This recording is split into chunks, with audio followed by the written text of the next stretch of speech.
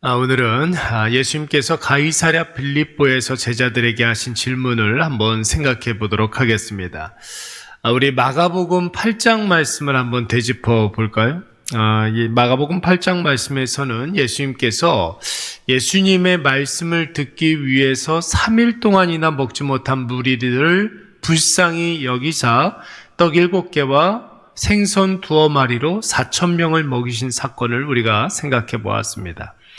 이어서 이 놀라운 경험을 무리들과 함께 누렸던 바리새인들이 이 칠병이어보다 더 놀라운 표적을 구하다가 예수님께 홍군형이 났죠. 그리고 배를 타고 갈릴리 건너편으로 갔을 때 또다시 식사 시간이 되었습니다. 떡이 하나밖에 없자 제자들은 칠병이어를 경험했음에도 불구하고 또다시 먹을 것이 없어서 걱정하고 염려하게 됩니다. 이에 예수님께서 제자들을 너희가 바리새인하고 다를 바가 무엇이냐 이러면서 제자들을 책망하셨습니다. 바리새인들의 누룩과 헤롯의 누룩을 조심하라. 이 말씀은 바리새인과 같이 생각하지 말라는 뜻입니다. 그리고 벳세다의 맹인을 이제 2번 안수하시사 앞을 보게 하셨고 그에게 마을로 들어가서 다시 보게 된 경위를 사람들에게 알리지 말라 이렇게 경고하셨습니다. 자, 한번 보십시오. 칠병이요, 더 큰 표적을 구하는 자들, 여전히 보이는 것 가지고 걱정하는 자들을 꾸짖으심, 그리고 맹인을 고치심. 여러분, 이 정도면 예수 그리스도께서 구원자이시고 메시아라는 사실이 입증되지 않았습니까? 하나님의 아들이라는 것이 분명하게 선포되었습니다. 그래서 예수님께서 오늘 그런데 제자들이 이러한 인식을 갖고 있는지에 대해서 예수님께서 궁금하셨던 거예요. 이렇게 예수님이 구원자라는 사실이 분명하게 입증되었는데 제자들의 마음 가운데 과연 이 예수님을 구원자로 믿는지 이것이 궁금하셨었던 것입니다. 그래서 예수님께서 제자들을 데리고 27절 말씀에 보니까 어디로 데려가셨습니까? 가이사랴 빌립보라는 곳으로 데리고 가셨습니다. 여러분, 이 빌립보 가이사랴 빌립보. 여러분, 이곳이 어디입니까? 북부 갈릴리 지역의 최대 도시라고 할 수가 있습니다. 가장 최첨단의 도시라고 할 수가 있고, 여러분, 자연 경관이 얼마나 수려했던 그런 곳인지 모릅니다.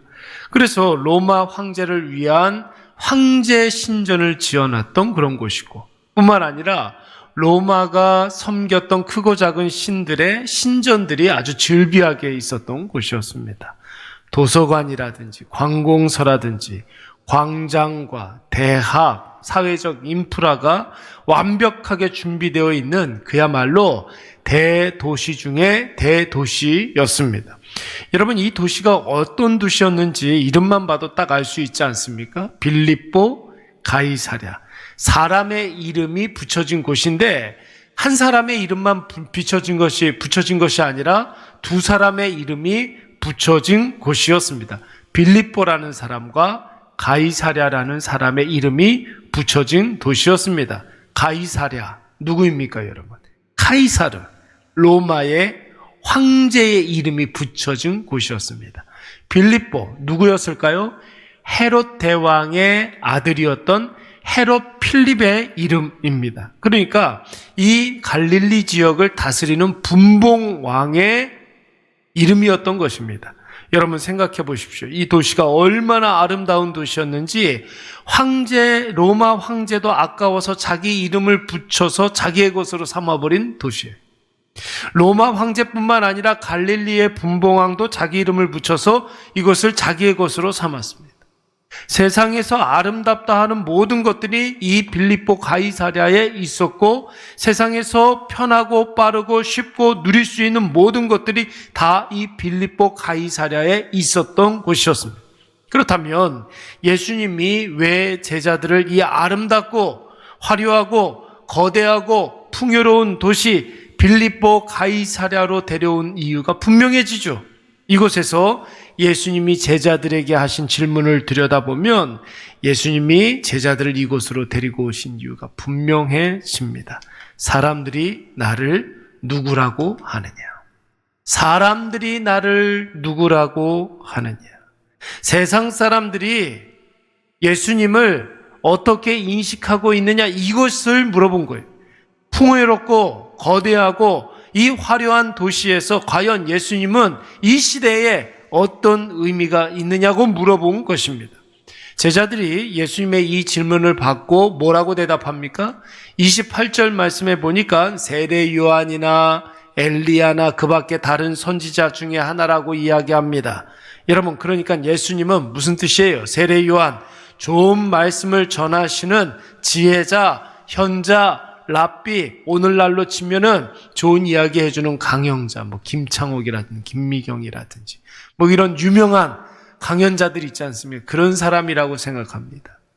엘리야, 기적을 많이 보여주는 것으로, 기적을 보여주는 사람, 이렇게 오늘날로 이야기하면 엔터테인먼트라든지 연예인이라든지 신기한 거 많이 보여주는 마술사, 이런 정도로 생각합니다. 그 밖에 다른 선지자, 그것도 아니면 일반적인 종교인, 그러니까 좀 시대와 동떨어진 뜬구름 잡는 소리만 하는 사람 정도로 생각합니다.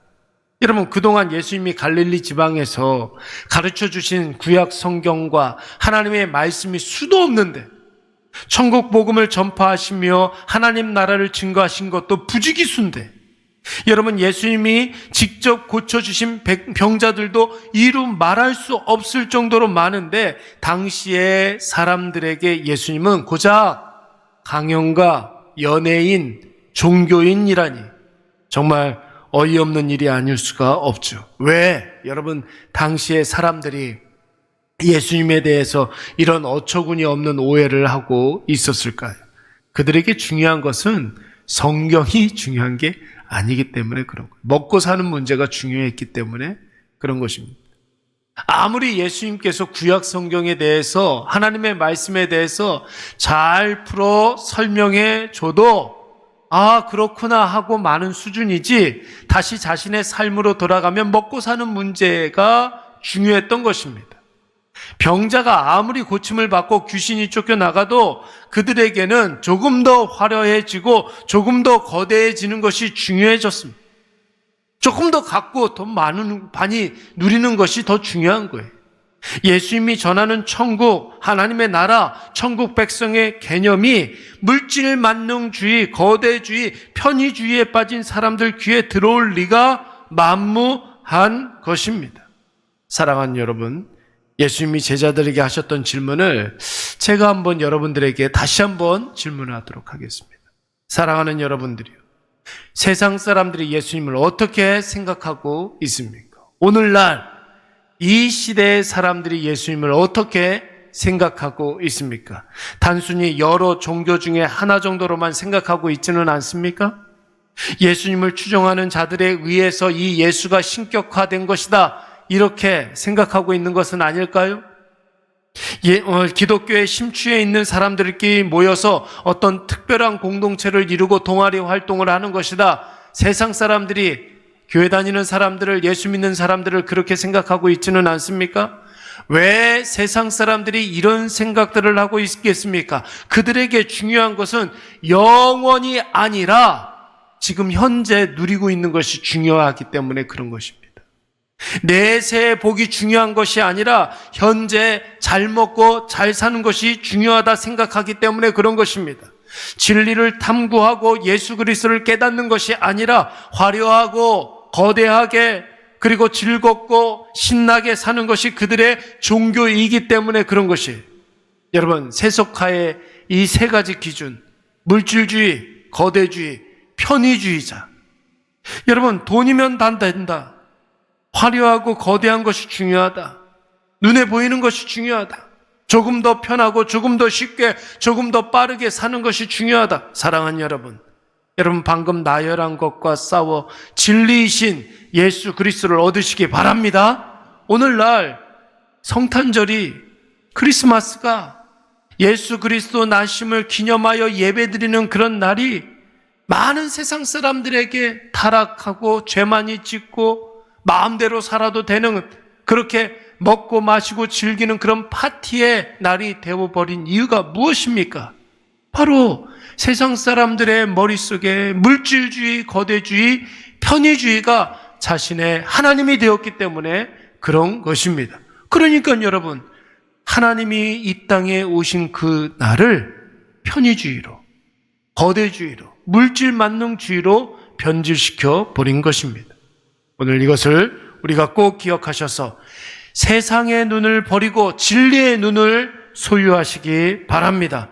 진리의 눈으로 주님을 바라볼 때 그때 우리의 마음속에 참 자유가 주어지는 줄로 믿습니다. 진리의 눈으로 성탄을 우리가 바라볼 때 예수가 진정한 우리의 구원자가 되어주시고 우리에게 참 자유를 허락하여 주시며 우리에게 하나님의 나라를 허락해 주시는 유일한 길임을 깨닫게 되는 줄로 믿습니다. 이 시간 우리